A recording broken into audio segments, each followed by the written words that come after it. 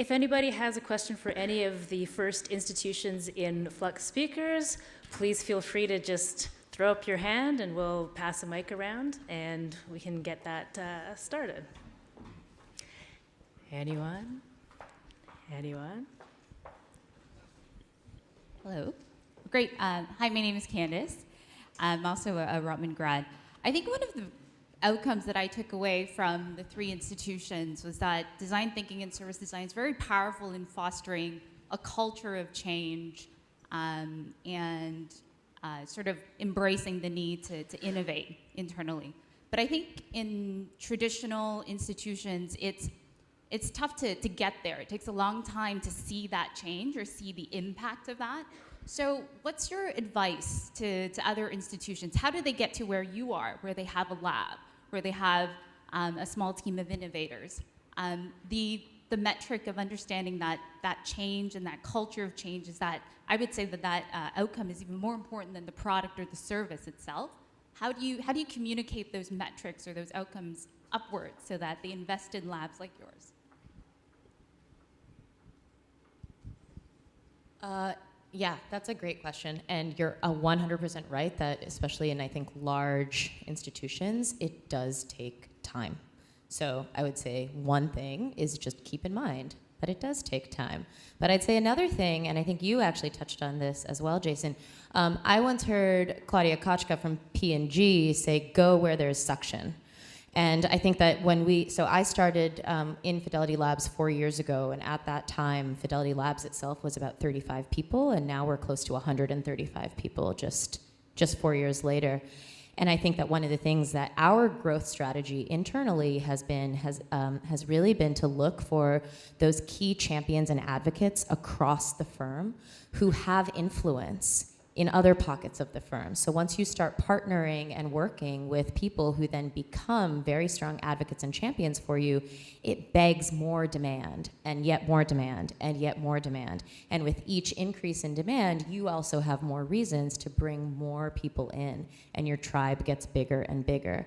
And I would also say the metric is not simply the number of hires that you have that are dedicated to this type of work, it's also the number of people who are maybe doing this type of work on the sides of their desks in their day jobs and who are figuring out ways to turn their more traditional day jobs to be much more reflective of this way of working. People who are just changing the format of their weekly status meeting to incorporate a brainstorm, that type of thing. Those are just as equally very important metrics.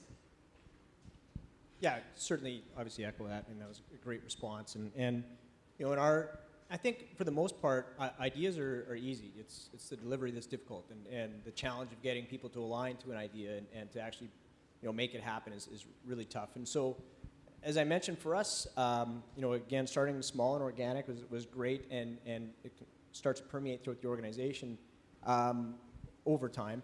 But at the same time, you know, I think the collaboration piece and the co-design piece was so important for us too. And we brought in, you know, some senior VPs to actually sketch, and you know, that was an awkward first, you know, 15 minutes where they had their arms crossed and they're like, what, you know, I've got to look at some numbers and what, and so, you know, we said like, listen, draw a circle. This is a circle. What does this look like? And so really bringing them as part of the process helped us to get that buy-in and make them part of the solution. And then they felt like, hey, there's my little thing right there. That's what I contributed. And it's just a lot easier to get support from all levels of the organization taking that approach for sure. So, I think we had another question in the middle here. Yeah, I have questions for Breather and then for FCC.